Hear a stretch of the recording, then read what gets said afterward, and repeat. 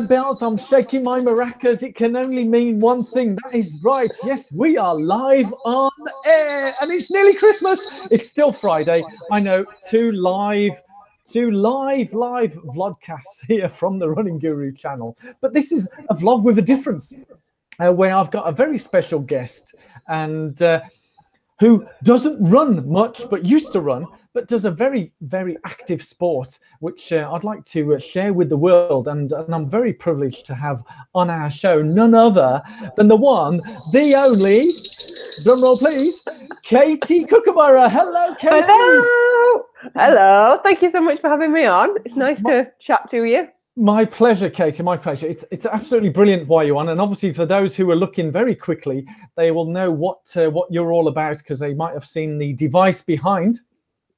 It is. I don't normally have fairy lights on, but I thought I don't have a Christmas jumper, so I was trying to make it a little bit festive as it is Christmas. So I'm very pleased. As festive as I get. I've got me Christmas jumper on. Obviously, I'm Santa or whatever, and I do appreciate the Christmas lights. And obviously, you are an amazing cyclist. I watch your YouTube channel, and I love watching it because you're very much down to earth, and you just get on with it, which I really like. And there's lots. I've got lots and lots of questions, but I just wanted to kick off because obviously I've having an active interest, and obviously the previous guest who was on earlier today, he's getting into cycling as well. So I thought one of the questions I wanted to ask you, Katie, is how did you get started in cycling, and what's your story of getting there and where you are now? Right, I'll try and make this in a little nutshell. So basically, you can talk as long as you want, Katie. We got all day here. I do feel a little bit under the weather at the minute, so if I do have to cough or blow my nose, I apologise. It is not nice for live streams to have someone coughing and spluttering. But anyway, so yeah, I was a runner first. I loved running. I did so many like park runs, 10Ks. I did so many half marathons, and then I did London Marathon in 2013, and just absolutely loved it. I just loved everything about it. I just loved how like free it was, like how simple it was. But I did get injured, so I had like a sore knee, like a bad knee for the marathon. So I wasn't able to train as much as I wanted to. I had to have like a month out, and then trying to think what happened then. Yeah, and then I went traveling. So I went to Australia. I took all my running stuff with me. But I'd gained some weight, and then I started running again. And obviously, if you've got quite a lot of excess weight, running is not ideal for your joints. And I got a really bad, it was like, I think it was my sciatic nerve, just got like pinched, and I could barely stand up, and it was really, really painful. And then someone suggested, oh, why don't you get a bike? And so I bought a bike when I was traveling. Like I'd taken a year out to do Australia, as everybody does, and Southeast Asia. But it was when I was in Adelaide. I used some of my savings that I'd had to travel and bought a bike. And I was like, actually, it's this bike. This is the bike that I still use. That's the one from Australia. That is the one from Adelaide. I love this bike so much. And so, yeah, so I bought it there, and I just started just doing like a little bit of cycling just to the beach and back. And I was, at that time, I was about 30 kilos heavier than I am now. Wow. Yeah, so a lot heavier. And then I started going to work and back. I worked at a restaurant when I was in Adelaide, went to work and back on it. And then I started just trying to explore a little bit more. And then as I traveled, I took my bike with me on planes and trains and buses and all sorts of places when I was traveling, and then just kind of traveled around, kind of just seeing the sights of things, and just absolutely just fell in love with it. And then, but I was never, because I was a lot heavier, I never found it particularly easy. I enjoyed it, but like little hills, little inclines were really like a real struggle. Like I really did struggle with it, and I just was like, no, I've got to do this. This is what I'm meant to be doing. I don't know why. You just know. I just knew. I was like, this is my sport. And then I just stuck at it, and then I went on. So that was 2014. So that's like 4 years ago. I was just kind of slowly, gradually, I never did anything kind of huge, but then I slowly, gradually started pushing the distances. And then this year I've done so many big rides. I think the biggest I did was it was 407. I say it was 407 kilometers, and that was in 25 hours, I think. Wow. So that was a long endurance. Is that what they call an Audax? Is that the right word? It is an Audax. Hey, that is right. Yeah, it was an Audax. Yeah, you've done well. Good research. Yeah, so I've done a lot of audaxing, and just doing loads of, just kept pushing myself really gradually. Yeah.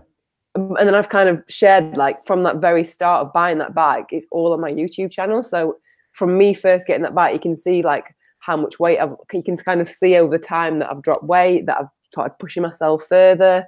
And yeah, that is it. But then going back to the running, I mean, I still really I like trail running if I'm going to do it.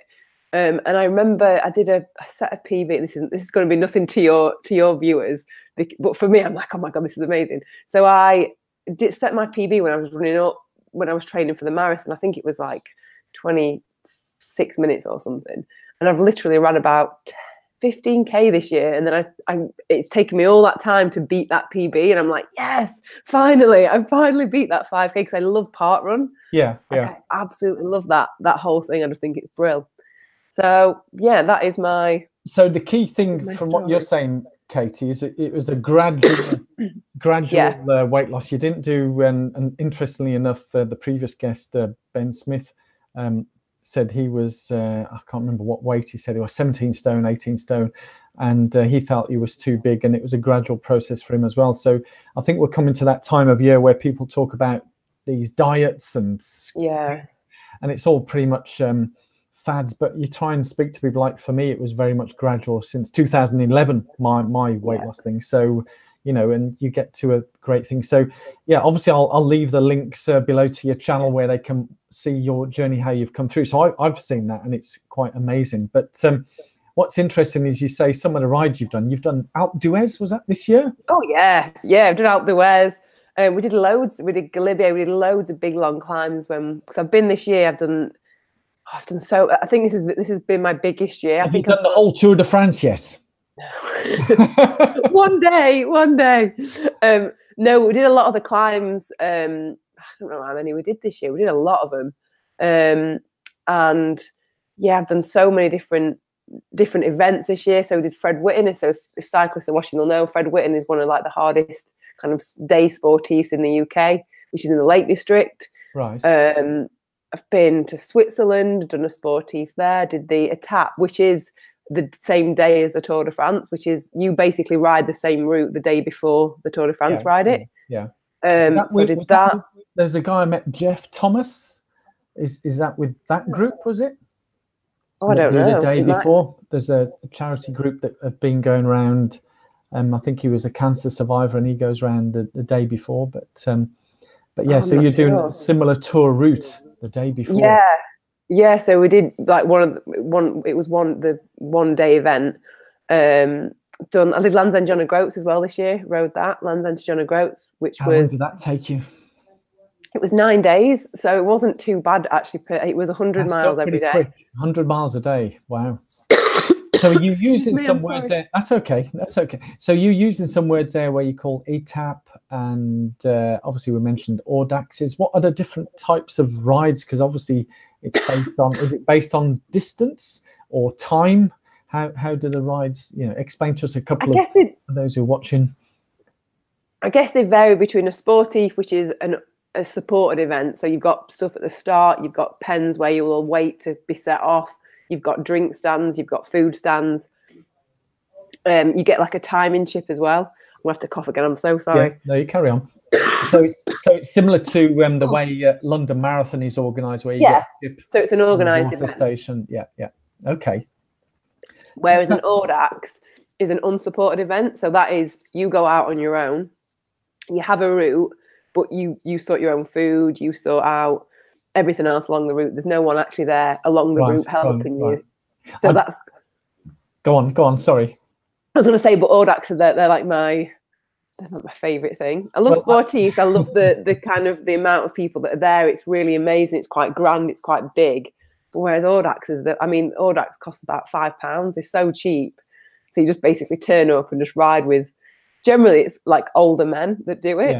Yeah. I think it's just so fun. It's such there are a lot more younger people getting into it, but I think they're all over the UK. So even if you wanted to do I think they do 50k, 100k, right up to 1200k rides. So you could find one, say for you, if you're getting into it, you could find one that was 50 or 100k.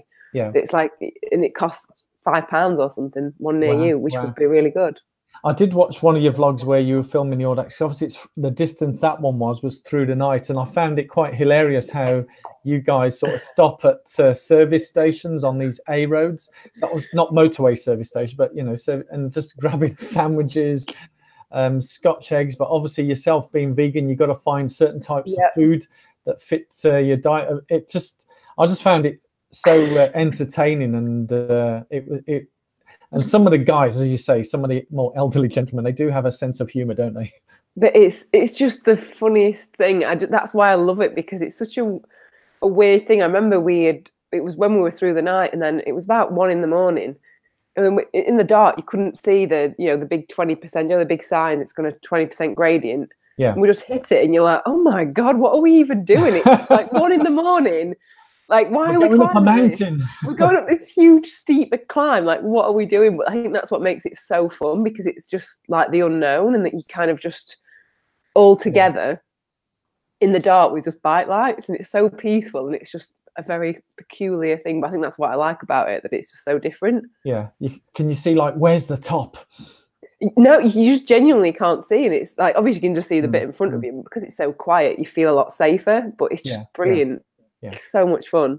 I've always filmed each of my Audaxes just to kind of, because I always get scared, and I think sometimes people see the stuff that I do or see what things other people do and think people don't like doubt themselves or worry about it. And I've like been so nervous that each time I've done like a new like distance or a new day, like I get quite like, oh my God, I'm not going to be able to do it.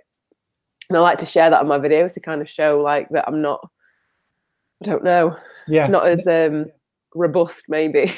And the downsides, because there are down points sometimes. Exactly. I mean, I do think some people sort of see us how we are, and they look at us on YouTube and they think, oh, we have no issues, everything's all super smooth, fine. But there's instances where I'm going for a long run and I'll just get a bit of a panic and thinking, oh, can I really do this? And when you've ran marathons, running a 15-mile long run should be no problem at all. But sometimes we have to go through things, don't we, day by day. But I do love those things. But you mentioned about the running. Are you going to be getting back when you beat your PB this year? You say you've only done 50k. Are you going to get back into the running? No, 15, not 50. It was like my third 5k run this year. But I think that's because of cycling, that I've been able to build that much fitness up and kind of just transfer that to running. But I love it. Yeah. I think I would do more trail running, especially in winter when you can't get out on the bike as much. I do quite like the trails when you get muddy and it's like you're in the middle of nowhere. Like, I love that. I really like that. So maybe I'll do more of that. The wild and wilderness. So if someone was looking to get started in cycling, what would you recommend? It's like, I'm looking at, I've seen a few bikes. I think a Basso was one that I've seen. The Boardman Pro Carbon, I think at Cycle Republic, I think it's called. Because I've been popping into looking at bike porn and thinking, oh, look at all these lovely bikes. So it's been many decades since I've had a proper bike, and I was fortunate enough when I done the Lighthouse Challenge that a local bike store loaned me one of their bikes. Otherwise, I would have had no bike to get round. And it was one of these lovely, £3,500 carbon fiber bike. Which was a bit scary to be on because I was going rather fast. And when you've not been cycling, it can be a bit daunting. But if someone's looking to get started, Katie, in cycling, what would you recommend? How would you go about it? Would you go to a store? Would you get fitted? I've seen that you've had some bike fits. What kind of bike budgets? A beginner's guide of getting started in cycling. Funny you should actually say that. Today I've been I'm writing an ebook on that whole topic. I'm not just like plugging. Yeah, it's well, I'm not sure what the name of it is. It's just going to be all the basic information on bikes, fit, carbon, disc, rims, cleats or trainers, like everything that I would want to have known. Because I was so embarrassed when I first started. When I bought my bike, I asked the guy in the shop, I was like, how do you use the gears? And he just kind of looked at me like, you'll figure it out. And I was like, I literally had no idea how any of it worked or what was the lowest gear to go in. Like, I had no idea. So I was like, right, I'm going to write a book about all that. So that's what I've actually been writing today. So I would say, I know you're on about carbon. I wouldn't recommend the carbon bike for someone that's new. I know you want all the bling and you want all the fancy stuff, but you're gonna fall off. Like I especially when you start using cleats, you're generally gonna knock your bike. You're gonna possibly knock it over, maybe fall off. I don't want to put anyone off, but you are on two wheels, and if you are new to it, and I just think alloy is just so robust. It's really strong, and carbon is nice and it's light, but like that is my alloy bike, and I've had that since it started, and I've just done everything on it. So I don't necessarily think you have to spend 2 or 3 grand on a carbon bike. I think you'd be better off spending 500, 600, £700 on a bike and then spending £300 on a bike fit, because bike fit, and like you were saying, like I've done videos on that, I think bike fit is so important because it's just paramount. Because if you get pains or you're not in the right position for what you want to ride, then it can cause lots of problems. And I just think you're better off spending that money on a cheaper bike with a bike fit than one big bike that doesn't fit you, one big expensive bike that doesn't necessarily fit. So that would be my tip for it. And just ask people. I'm sure there are people that they know that cycle, and just, or go into a local bike shop and just ask loads of questions and just figure out what's the right bike for you, because there are so many. And it is a bit of a minefield. Yeah. I literally saw dozens and dozens that I could choose. Actually, some of the carbon fibers I've looked at that were sort of being thrust at me were only about 800 or 900. I say only 800 or 900. It's still a lot of money. It is. But yeah, I mean, there's such a wide choice now. And funny when you say about when you're checking the gears, it did bring back when I went into the bike store, I think last year, I used to have the gear change on the down tube. So whereas now you have flip paddles, don't you, as part on the brake system. So you do. I was thinking this is all far too high tech. And then when you mentioned about the disc brakes, I think, what, disc brakes? I mean, normally you just brake along on the wheel itself, but disc brakes, it just seemed a whole minefield. You touched on bike fits. How much did you say the bike fit is?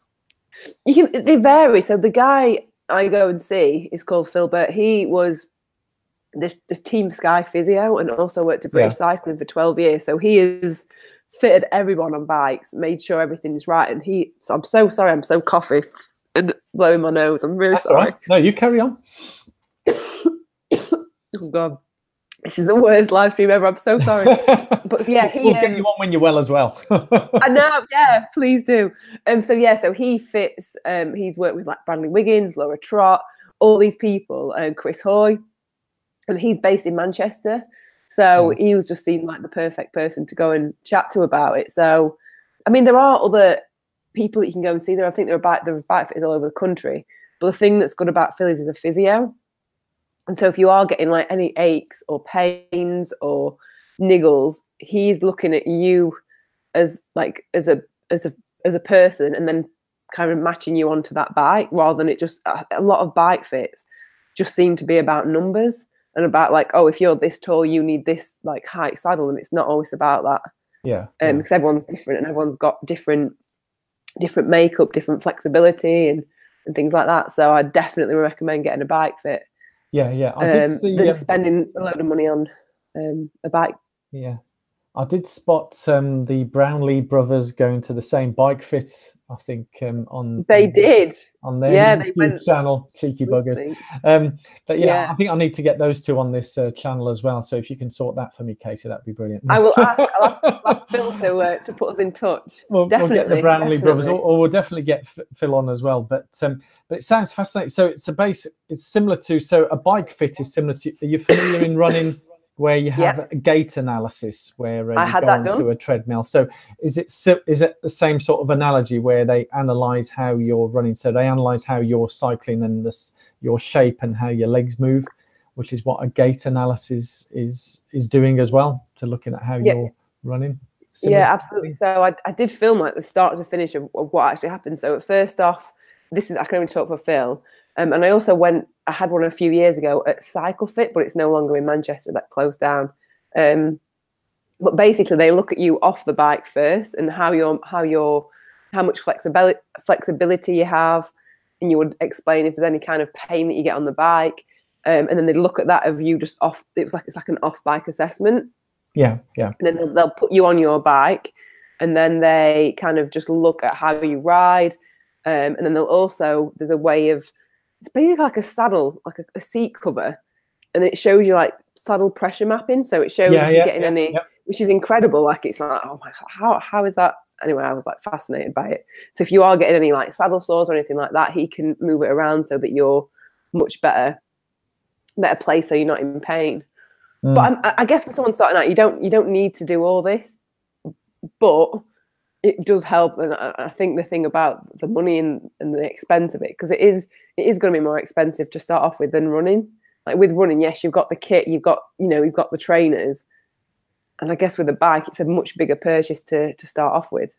Yeah. So, I mean, the thing that you said there, I mean, I said almost exactly the same regarding the with running, where I was doing a vlog about getting started in running, that you don't need to splash out on all the gear and everything and only when you find that it's actually working for you, that to go out and then do the full gait analysis and do that. So as you're saying, I think the bike fit and getting certain bikes isn't needed as a beginner. But as you're looking to advance, once you're doing those distances, as I found out to my cost, the 103 miles, although I had a 5 mile to get to the start and then a 5 mile back to get back home, that was 100. So it worked out about 115 miles, not having cycled since 2 days before. That's a lot. I was thankfully having Marathon Fitness helped, but obviously it doesn't help certain parts of the body, should we say. Yeah, it was pretty sore. I can imagine. That is painful to do that and to not be used to doing it. And I guess that's the thing with setup and bike and stuff, that it's going to help all that. But yeah, I don't want to put people off and say, oh God, you've got to buy all this stuff, because I didn't have a bike fit for about 2 or 3 years after I'd started cycling. It was only when I kind of started upping it. And what I would say, I'd recommend to people is just commute to work. Just commute to work 2 days. Don't even do it every day. Just commute to work twice a week. Just set yourself a little goal of doing that. You don't have to. I think that's the problem is, and you'll know that with running, that if you go all out straight away, you're going to get injured. It's hard. You can't keep it up. You just need to do little bits. And then as you get more confident, then you might want to do like a weekend ride or go to the shops and back. So slowly just build up to it with any type of fitness. That's really good. So to conclude, I just wanted to know, Katie, what are your plans for 2019? We're coming up to Christmas, and what have you got any plans of what you're going to do with your cycling? Are you going to splash out on a new bike? Are you going to get new gear, or have you got any races or countries you want to go to? So this bike, this is what I was, just to go back to the alloy thing. Like, that is the first bike I ever bought, and I just don't necessarily want a new bike, because that one does everything I need to. I've upgraded parts of it, so it does feel a lot better than. So that is your only bike? Is that your only bike? I've got another. I bought a second-hand bike that I commute with, just because I don't ever want to lock that up outside because it's so sentimental. But yeah, that one is the one that I first bought. It is the same bike, but I think the only thing that's the same on it is the actual frame. I think everything else has been changed out. But that's the good thing about having an alloy bike, is that you can just upgrade it as you go. Anyway, sorry. This year, well, I've not really been cycling much these last couple of days. I've been a little bit ill, which never normally happens. But yeah, so over Christmas, I don't really have you heard of the bike shop Rafa? No, not heard of that one. It's basically it's like around the world, it's like a bike club, which I'm part of. And every year they do a thing called Festive 500. And so you ride 500 kilometers between Christmas Eve and New Year's Eve. So I'll be doing that for sure. And then next year, because this year I've gone to so many different countries and I'm not like complaining, it's been amazing. I want to try and do a little bit more in the UK. So I'm doing a ride called All Points North, which is around 1,000k. And I think we start on the Friday night and you get back by the Monday night. And that is like literally you just basically cycle around 10 different points in the north of England. So you go over to the Scottish border, Whitby, Flamborough Head, Tan Hill, which is the highest pub in England, Where else do we go? Just 10 different set points. You just go and take a picture. That would be quite a big challenge. And then there's also another race called Transalba, which is around 17k around Scotland, which I'll be doing next year as well. I think that'll probably take me about a week. Well, I'm hoping to take about a week, 8-9 days to do that.